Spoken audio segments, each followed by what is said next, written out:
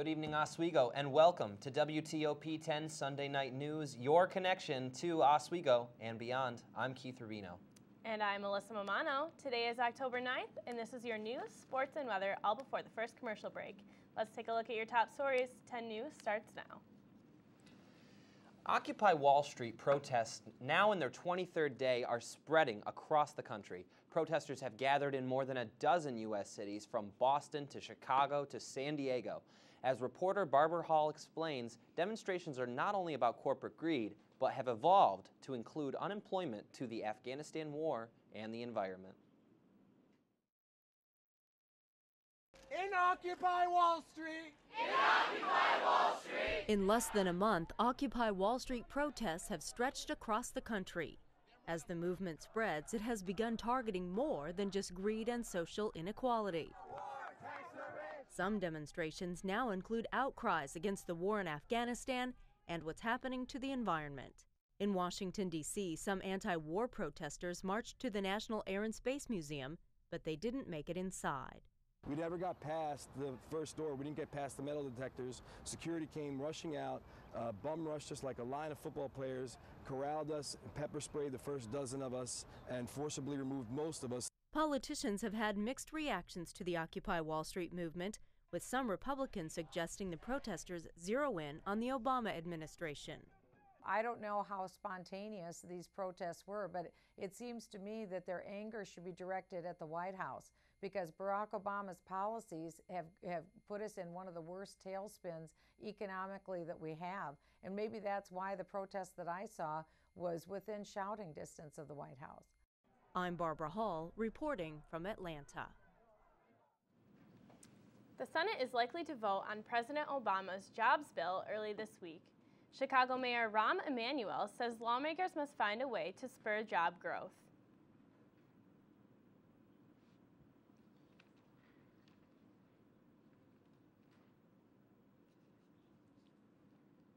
In public life who seek public life. You know, the bottom line is trying to make sure that people have the ability to achieve their dreams and understand that your role in government, I don't create jobs. The president doesn't create jobs. You create conditions for jobs to take hold, for the businesses to create them. The president's job bill would cost an estimated $447 billion. Some of it would be paid for with a proposed tax on millionaires. Republicans reject the plan, calling it class warfare. And now, we had a really great week, Alyssa. I mean, that was really great weather, wasn't it? It was. There's very high temperatures for this time of year. Yeah, so hopefully Pat, outside with our current conditions, Chief Meteorologist Pat Kavlin can tell us a little bit more, maybe some hopeful news about what that weather's going to be like later in the year. What's going on, Pat?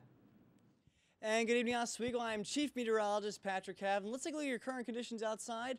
Right now, we have a beautiful evening out here. It's nice, clear skies, 55 degrees.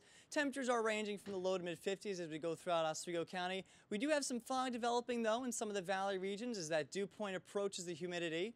But taking a look at our current New York State radar, you can see we're in the clear. We have absolutely no precipitation in the area, and it looks like we're going to have a really nice, beautiful night. Going into the next 3 days, as you can see, the week starts out on a high note. We've got mostly sunny skies to partly cloudy conditions for tomorrow and Tuesday with temperatures in the mid-70s. Unfortunately, as we go into Wednesday, our weather becomes a little unsettled. How long is that going to last? I'll talk about that more in my full forecast coming up later on the newscast. But right now, we're going to throw it back to the desk. All right, thanks a lot, Pat. And the results are in. Ron Paul is the winner of the Values Voter Straw Poll. Herman Cain came in second, followed by Rick Santorum. Controversial remarks about Mitt Romney's religion caused a stir at this year's conference in Washington, D.C. Romney spoke at the conference Saturday morning, but did not address the comments. As reporter Shelby Lynn explains, this comes one day after prominent Baptist pastor Robert Jeffries called Romney's Mormon faith a cult. A showdown at the Values Voter Summit. Republican presidential candidate Mitt Romney's speech was highly anticipated following comments from Pastor Robert Jeffries. The Texas pastor says Christians should not vote for Romney because he's Mormon. Romney threw a few small punches. Our government must respect religious values, not silence them. We will always pledge our allegiance to a nation that is under God. Romney did stand by his faith, taking aim at another speaker at the summit, conservative leader Brian Fisher, who has publicly criticized Mormonism. We should remember that decency and civility are values too. One of the speakers who will follow me today has crossed that line, I think. Poisonous language doesn't advance our cause. Several of the GOP hopefuls spoke at the annual political conference, and religion wasn't the only topic on the table. The candidates tackled other major issues like unemployment and the economy. One thing they all agreed on, it's time for a new commander-in-chief. We were on the right track at one time. Let's get back on that track. Let's restore liberty to this country and prosperity and peace. If you will be with me, together, we will decisively defeat Barack Obama, and over the next few years, we will decisively reclaim America as the land of the free and the home of the brave. Thank you. I'm Shelby Lynn reporting.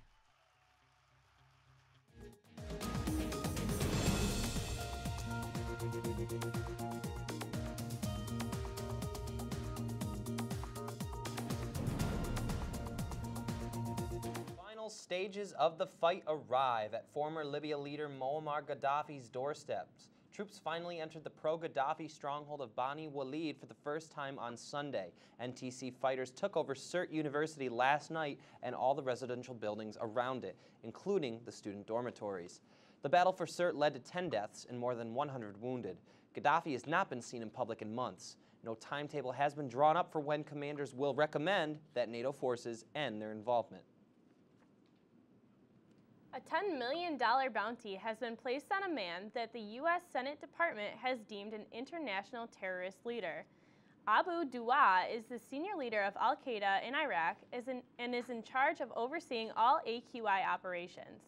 He has threatened a violent retaliation in response to the death of Osama bin Laden in May, and 3 days later he claimed to be responsible for an attack that killed 24 policemen.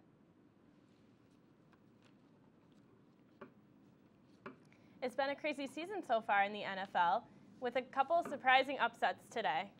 Now we'll see what's going on in sports. Take a full look at this stuff with Nicole Garvey. The New York Giants had an upsetting loss against the Seattle Seahawks. The Giants trailed throughout the entire game, with the final score ending as 36-25. Doug Baldwin and Charlie Whitehurst were the surprising stars for the Seahawks' win against the Giants.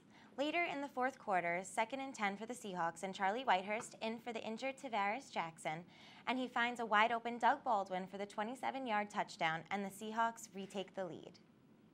That's all for now. I'll have more Sunday night sports later on. Back to the desk. Embarrassing. That is the word used to describe the current way Oswego County government is run, and it's being used by Wes Belcher. Wes Belcher is a Democratic candidate for the Oswego County Legislature's 22nd District, which combines portions of Fulton and Granby. The Fulton local describes himself as an average guy, adding that he has lived in the Fulton area for the majority of his life, aside from his service in the military and a brief period of time living in Vermont. If you want a complete rundown on embarrassing, check out Belcher tomorrow in a copy of the Palladium Times. Oswego City officials met with the fire department on Thursday to discuss adding overtime compensation. Firefighters Union President John Geraci says, quote, "Demand is up. We are doing more with less," end quote. It is important to keep 12 people in the building, he says. With 4 firefighters out on long-term disability and upcoming retirements, overtime is vital to fill the holes.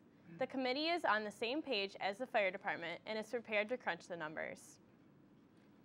Daniel Gristwood of Clay was sent to prison for hammering his wife, Christina Gristwood, repeatedly with a hammer. This picture is not Daniel, though. This is Maso Davis. He was the true killer and repeatedly tried to enter police stations and state that he was the one who killed Daniel's wife. For 9 years, Gristwood was imprisoned while Davis walked free, and finally today, Davis is now imprisoned and Gristwood is free. For a full look into the story, visit Syracuse.com, keyword Daniel Gristwood. And now, let's send it over to Pat to get a couple previews for our outdoor weather. Well, looks like we've got some showers moving across the Midwest. How are these going to affect us in the coming week? Find out more. You're watching WTOP 10 at 10.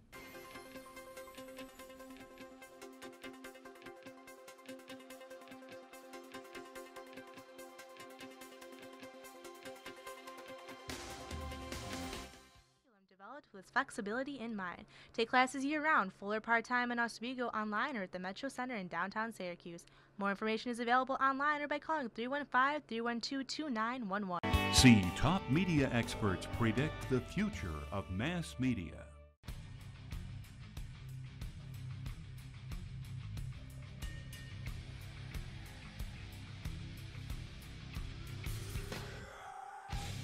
You're watching WTOP, your home for Laker hockey.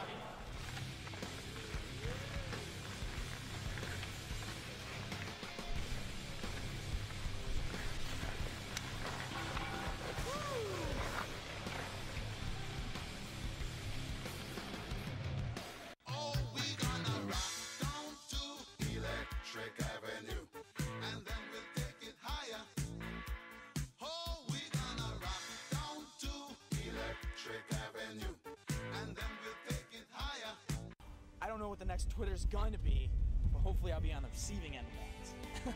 See top media experts predict the future of mass media. Hi, I'm CNN's Rob Marciano, and you're watching WTOP 10, your television station.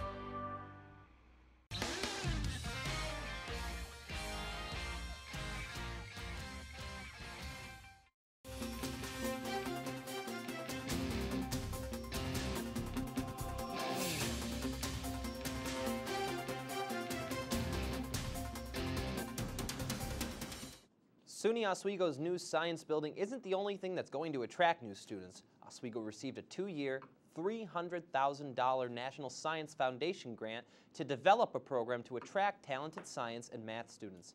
The program is geared toward teaching and helping retain students in the profession. This Tuesday, Director George Clark will speak at 7 p.m. in Lanigan Hall, room 106. Clark is an independent filmmaker from Northern Ireland and will come to speak to aspiring filmmakers about his kung fu zombie movie, Battle of the Bone. He also may show a screening of his latest film. The Oswego mayoral race is heating up. Our very own Jen Farrell joins us now live in the studio with more.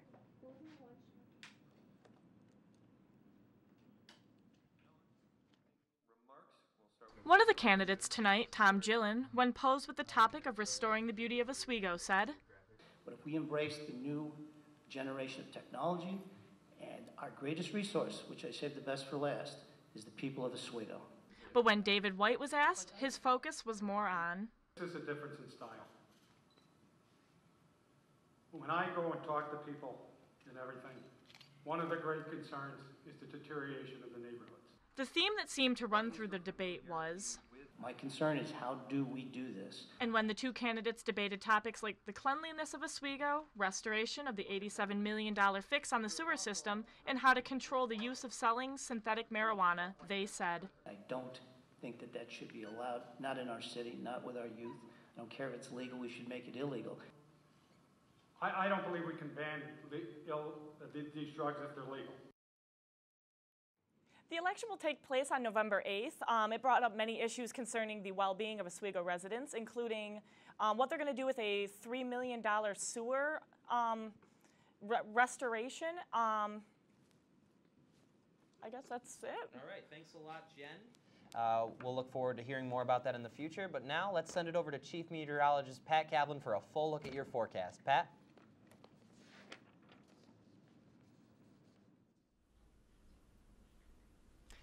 Thank you, Keith. Good evening, Oswego. I'm Chief Meteorologist Patrick Cavan. Let's take another look at your current conditions outside. Right now, 55 degrees under mostly clear skies. Just a few clouds going by out there. Our dew point is 53, giving us a relative humidity of 93%, and our winds are calm, so overall a pretty nice evening to be outside. Today's high temperature, 77 degrees, extremely warm for this time of year. In fact, it's actually closer to our record high set back in 1949 than it is to our average. This time of year, we should be somewhere in the low 60s. Our low temperatures, though, are pretty close to average in the mid to upper 40s. Today we had no precipitation with those beautiful blue skies out there, and our sunset, getting earlier every day, was at 6:33. Taking a look around the temperatures around New York State, the Big Apple's our warm spot as usual at the mid-70s, 75 degrees. 62 in our state capital. Our cold spot, Glens Falls at 54. Going out to the western part of the state, 64 in Jamestown, and here in Bingo Town, 67 degrees. Taking a look at the foliage around the country, going through the Rockies and the far out west, pretty patchy to near peak conditions. Peak, of course, you go higher in the elevations. But taking a look more in our area, here in the upper Midwest and even parts of New England are already at peak or even past peak.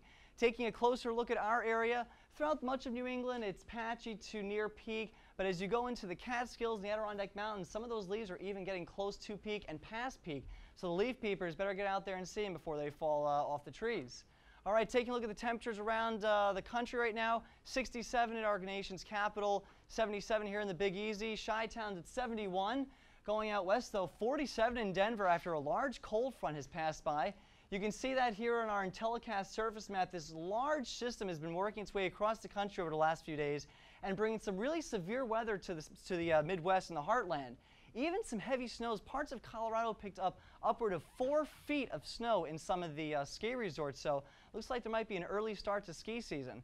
Taking a look at the national radar here, you can see this large swath of moisture all the way from the Gulf of Mexico working its way up to the Canadian border. This is going to be moving eastward very slowly, but eventually into our area. So taking a look at our future cast for tonight, we've got some high clouds around, maybe some fog in the valleys. Maybe want to look out for that if you're driving around this evening and into the early morning hours. As we go into the morning, any patchy fog should burn off by mid-morning, and it looks like we're going to have a beautiful afternoon with maybe just a few clouds around to the south, but nothing really going to be affecting us. So taking a look at tonight's forecast, 51 degrees, clear and cool against some morning fog in the valley areas. Light winds out of the south at 3 to 5 miles an hour. Taking a look at tomorrow's forecast, mostly sunny and pleasant, 74 degrees and dry conditions, so definitely a great day to get out there if you have the opportunity. We have a northwest wind out at 5-10 miles an hour. And for tomorrow night, 51 again, partly cloudy skies and cool with light and variable winds. Taking a look at the extended forecast, so we start off the week nice, 74 with sunny skies, but unfortunately as we head into the latter part of the week, we will become unsettled as that system moves its way across the country and into our area, and that will bring our temperatures down also with the passage of that cold front. So while we will start off in the mid-70s, we will end the week and go into the weekends looking at the upper 50s to lower 60s, so a little more fall-like. Well, you know, the beautiful thing about fall is the foliage. I really enjoyed your little presentation on the leaves because I'm a big leaf watcher, so I really like going out and seeing the pretty leaves all over the country and stuff. Definitely the best part of the season, absolutely. Definitely. It's beautiful. When we come back, we'll have Jen Farrell with your box office roundup. But first, here's your late night menu.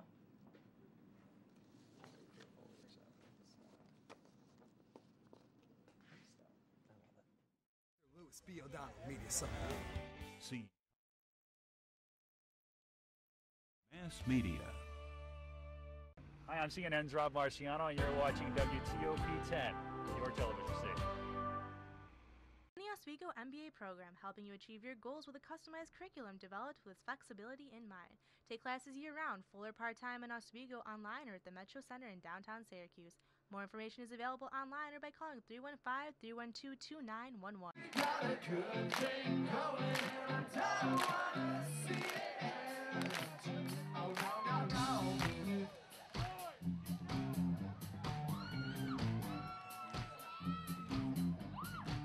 Hi, we're Real Big Fish. And you're watching WTOP 10. Like the number. I'm lucky. I get to do something I love. How many of you think homework is just as important as teamwork? I help keep kids in school. Good. And that's the name of the game. My name is LaDainian Thomason. I don't just wear the shirt, I live it. Give, advocate, volunteer. Live United.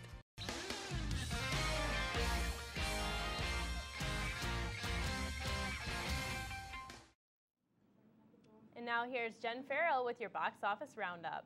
Thanks, Alyssa. What do robots, dolphins, and George Clooney have in common? All three were the subject of films that topped the box office this weekend.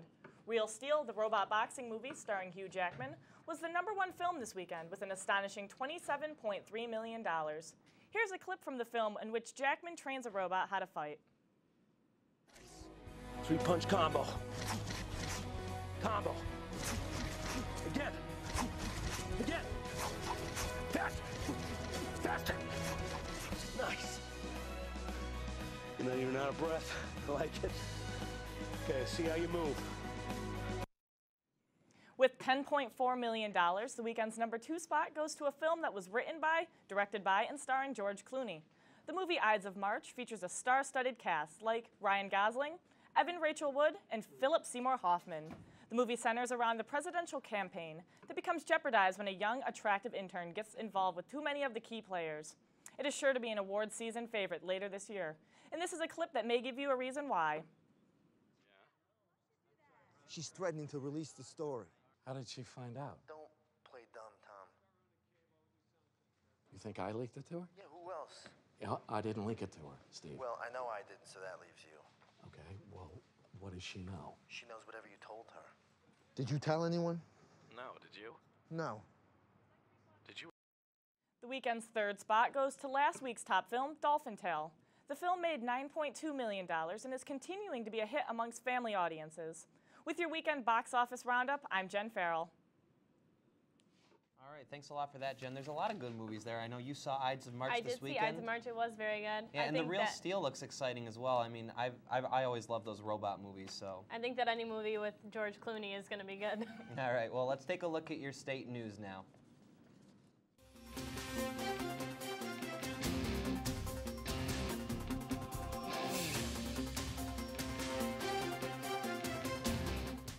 A New York woman has been acquitted in her husband's death. Barbara Sheehan said Raymond Sheehan was abusive and she acted in self-defense when she shot him at their home in 2008. The victim's brother was not pleased with the verdict. I'm angry. I would just like to know what was the evidence that pointed them in one direction. And Barbara Sheehan was found guilty on a weapons charge and will be sentenced next month. The Times Union has taken the Empire State Development Corporation to court for failing to disclose details on funding for the GlobalFoundries computer chip factory in Saratoga County.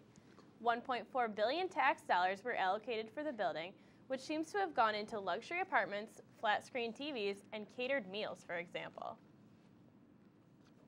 And playoffs are in full swing in Major League Baseball, and some highlights from football. So let's get a full look at sports with Nicole Garvey, shall we?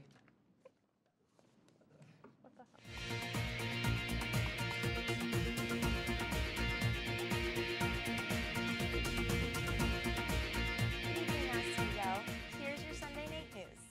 With the Major League Baseball season coming to an end, the remaining teams are slowly seeing their players dwindle from injuries and important decisions.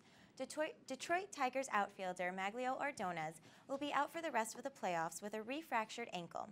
St. Louis Cardinals swap out pitchers Jake Westbrook and Skip Schumacher for Kyle McClellan and Lance Lynn. The National League Championship Series roster will see these changes for the upcoming game against the Milwaukee Brewers. It's Sunday, so you know what that means, wings and football. The Chiefs and Colts had a close game, but the Chiefs were able to take the win of 28-24. Bills won 31-24 against the Eagles, and the Patriots beat the Jets 30-21. After this week, Buffalo and New England have a tied record of 4 wins, 3 losses. The Saints and Panthers had a very close game as well, but the Saints took control to win it 30-27. The Oswego State field hockey team has continued their winning streak as they recorded a 2-0 win against Wells College. The Lakers have won the past 3 games in a row, bringing their current record to 5 wins and 8 losses. Alyssa Hare and Jordan McGuire were the 2 goals from the Lakers, and this was the 3rd shutout for the season for senior goalie Julie Janus. The Lady Lakers started strong, recording 3 penalty corners in the first 5 minutes and scoring the first goal, taking the lead in the 22nd minute of play. That's all for Sunday Night Sports. I'm Nicole Garvey. Let's bring it back to the desk. All right, thanks a lot, Nicole. When we come back, we'll have some lighter side of news stories for you. You're watching WTOP 10.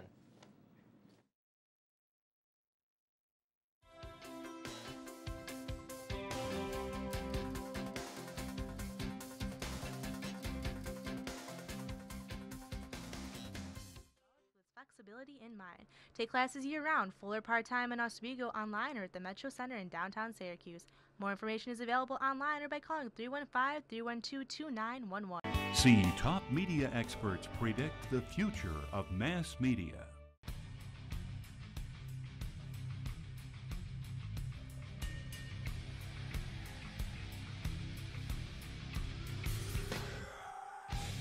You're watching WTOP, your home for Laker hockey.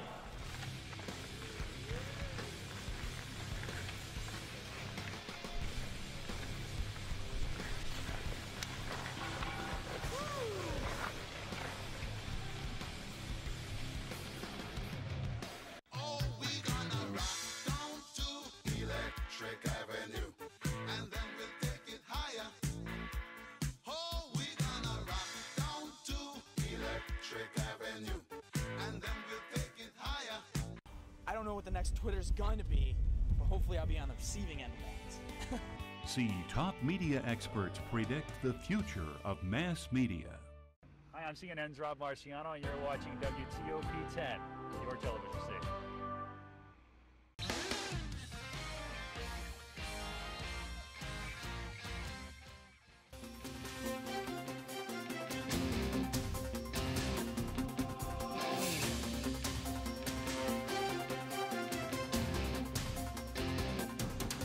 Dive into the lighter side of news. Apple fans are bidding farewell to the company's co-founder, Steve Jobs, in all kinds of ways, including, very fittingly, online. And Jeannie Mose has the story. Steve Jobs. Look, I'm on television. It was his very first TV interview on KGO TV. You need to tell me where the restroom is, too, because I'm deathly ill, actually, and ready to throw up at any moment. Now deathly ill really has been deathly, and admirers of Steve Jobs are left with the job of honoring him, be it on Real Apples or with designer Jonathan Mack's profile of Steve Jobs in the bite of the Apple logo, or the Wall Street protester who crossed out the Steve but continued to demonstrate for Jobs, or the fan with the e-candle on an iPad at an Apple store. From the high-tech candle to the lowest of tech, the Post-it. Goodbye to the last genius on Earth. So what if genius was spelled wrong? There's no spell check on Post-its. A guy by the name of Mike Mattis, who once worked at Apple, posted photos of Steve Jobs making funny faces on a photo software app, even sticking out his tongue. Remind you of anyone, Einstein? At the latest iPhone introduction, the day before Jobs died, his seat was left empty. And the morning of his death, this rainbow was snapped above Apple headquarters by a product design contractor. Comedy shows made fun of all his products. I give you the Iraq. Laugh at the Iraq, but admire the iPod. iPod shuffles were left on a flower at an Apple store. Just before Steve Jobs' death became public, Sarah Palin announced that she would not run for president, while some even gave Jobs credit for the timing of his death. In his final act of benevolent genius, Steve Jobs overshadows Sarah Palin, tweeted a Palin critic. While some are honored with an eternal flame, what's the equivalent for a cyber visionary? At the XKCD blog, this is the eternal flame for Steve Jobs, the spinning wheel that means you wait. At an Apple store in New York City, even the apples had fruit flies paying their respects. Jeannie Mose. The Iran. CNN. God. New York. We have one last class day forecast with Pat Kavlin. We want to see what's going on this week. Pat, can you give us a little preview? All right, I can, Keith. Take a look at your forecast. As we go into tomorrow, you'll be waking up to pretty chilly temperatures in the mid-50s, but our temperatures will moderate nicely into the mid-70s as we go out through the rest of the day. All right, that sounds great, Pat. We look forward to the good weather for Monday and Tuesday and the boo to the rain, I suppose. That's going to do it for all of us here at WTOP 10 News. For the 10 News team, I'm Nicole Garvey. I'm Patrick Kavlin. I'm Alyssa Romano. and I'm Keith Rubino. Oswego, we'll see you tomorrow, same time, same place, 10 o'clock. WTOPO News signing out.